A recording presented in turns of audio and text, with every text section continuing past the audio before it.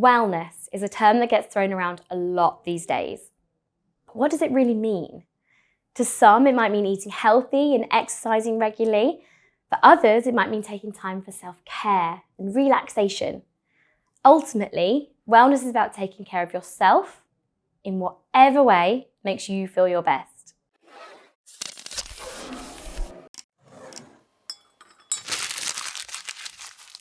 Hi everyone, I'm Natalie from My Progression, and this video is part 2 of Wellbeing. If you haven't seen part 1, then check that out here for a deeper definition of what wellbeing really means. This video will take a look at why wellbeing is so important for educational professionals. Here are some statistics for you. 89% of school leaders in the UK reported being very stressed in October 2020. Up to 61% of teachers are actively considering finding a different line of work. 50% of those leaving the education workforce do so due to stress-related reasons. And according to Total Jobs, teaching is considered to be the second most stressful occupation in the UK. It's only beaten by social and support workers. Now, what you do is so important. And whilst the government have a lot to answer for when it comes to adding stress to educational professionals, there are ways that you can manage your own stress and prioritise your own well-being. Now, these statistics tell us that working in education may cause some level of stress. And whilst removing stress completely is probably not possible, today we'll go through some ways to manage this and minimise the effect of that stress, including how to create a wellness plan that works for you. To create a wellness plan, you should define what wellness means to you, set goals for your wellness plan, choose the right activities for you, change the narrative, track your progress and make adjustments as needed, and celebrate your success. How to define what wellness means to you. Every person has different needs, so there's no one-size-fits-all approach to wellness. However, there are some general principles that can help you create a wellness plan that works for you. First, start by taking an inventory of your physical, mental, and emotional health. What areas do you feel good about? What areas could use some improvement? And once you start having a better idea of your starting point, you can set some goals for yourself. Maybe you want to eat more vegetables or go for a walk every day. Whatever your goals may be, make sure they're realistic and achievable.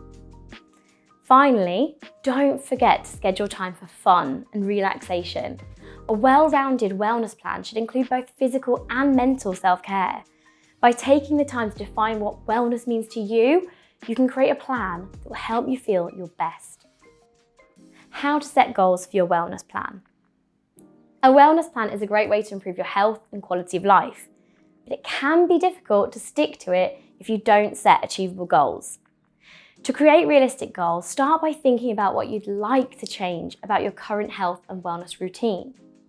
Perhaps you want to eat healthier, exercise more, or reduce stress.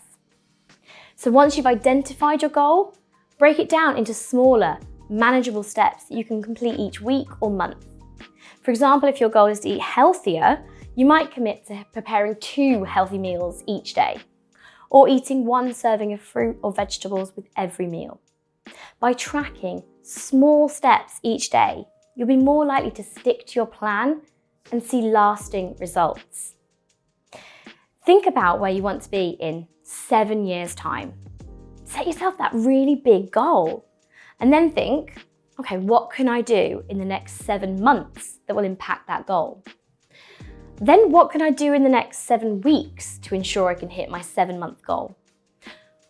What can I do in the next 7 days to hit my 7-week goal? And whilst this is very small, what could I do in the next 7 minutes? Now this could be, I'm going to print off a picture of my dream house for visual inspiration, or I'm going to write a shopping list of healthy food. How to choose the right wellbeing activities for you. There are many different wellbeing activities available, and it can be tricky to know which ones are right for you. One way to narrow it down your options is to consider your own individual needs and goals. For example, if you're looking to reduce stress levels, activities like yoga or meditation may be a good fit. If you're trying to improve your physical health, activities like swimming or hiking may be more helpful. Once you've got a clear idea of what you hope to achieve, you can start to research different activities and find ones that appeal to you. It's also important to remember that not all activities will work for everyone, so don't be afraid to experiment until you find something that feels right. Change the narrative. There are studies that show that how we think about a stressful event is one of the most important factors in managing a difficult situation.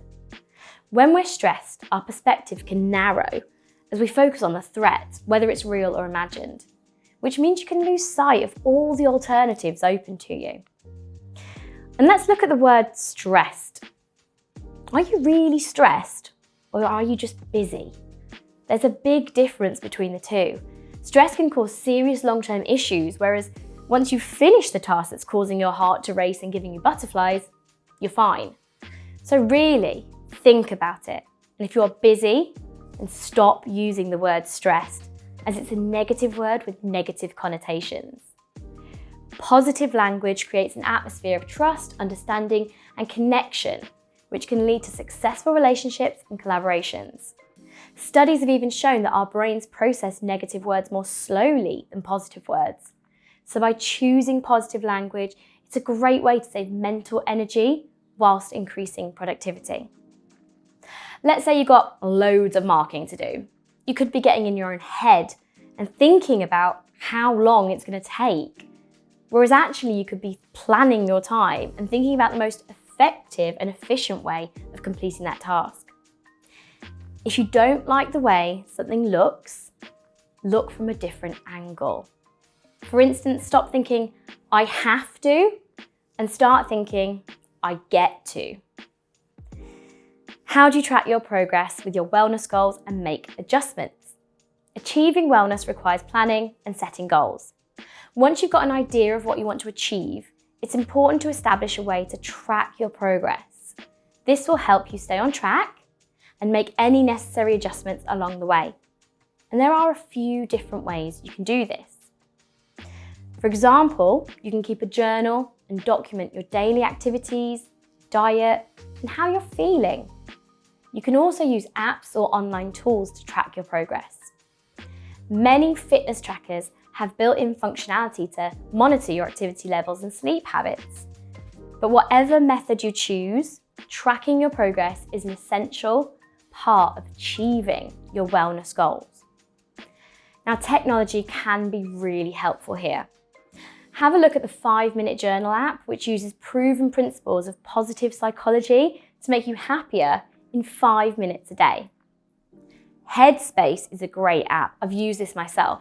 Headspace is all about mindfulness and meditation. So if you want to give that a try, it's a really good place to start. MyFitnessPal. If you're looking for a helpful weight loss app or food tracker, this is great. It even syncs with your Apple device to track your exercise. We've included links to all of these apps in the description below. If you've got any other helpful resources, please share it in the comments. And whilst you're there, like and subscribe to keep seeing more from My Progression. Track in a way that's helpful and healthy for you. Personally, when I'm on a diet, I will weigh myself every day as it keeps me accountable. But also if I'm not losing anything, I'll take a look at what I'm eating and what I'm doing and make those changes. But I do want to be really clear that weight and what it says on the scales isn't everything. Being healthy comes in many forms. This was just a personal example. Celebrate your wellbeing goal successes. Achieving a goal is a great feeling, no matter how big or small it might be. Whether you've finally quit smoking, lost those last few pounds, or simply made it to the gym 3 times this week. Celebrating your success is an important part of maintaining your motivation. Now, if you are using apps, they'll actually help highlight these goals. And I, for one, love seeing a virtual trophy ping up on my phone. When you take the time to reward yourself for a job well done, you not only reinforce positive behaviour, but you also give yourself a much needed boost of confidence. So go ahead, Treat yourself to that new book, bottle of wine, or an afternoon at the spa. You deserve it. Most people go into education to inspire. You get to do that. You are shaping the minds of the young people you encounter, so focus on the positives. If you are in a role that you're not satisfied with, or you're finding the workload just too much, maybe it is time to look elsewhere. Supply work can actually give you a whole new perspective on your career goals. You get to try different types of schools, and it can help you find what actually fits you. There's usually limited planning and marking as well, which is definitely a plus. If you want any more information on supply work, check out the link in the description below. I've been Natalie from My Progression, and if you found this video on wellbeing helpful, then like and subscribe to keep seeing more content in working in education. And as always, let's keep your career in motion.